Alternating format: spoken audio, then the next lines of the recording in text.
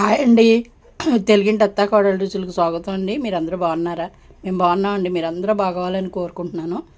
ఇదిగోండి పప్పు చింతచిగురు. ఈ వచ్చిన అన్ని రోజులు చింతచిగురు లేని కూర ఉండదండి. నాకు అంత ఇష్టం అనమాట చింతచిగురు అంటే.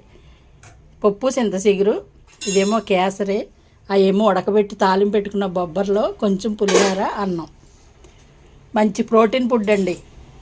పిల్లోడికి పెడతాక అది బాగుంటుంది, మేము తిన్నా బాగుంటుంది కదా అనే ఉద్దేశంతో కొంచెం కొంచెంగా అన్నీ చేసి పెట్టాను అక్కడ. ఎవరికి ఏది కావాలంటే అది కొంచెం వేసుకుని తింటారు.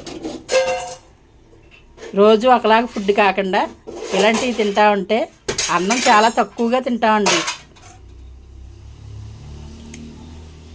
ఇదిగోండి కూర పప్పు చింతచిగురు చాలా కమ్మగా ఉంటుందండి.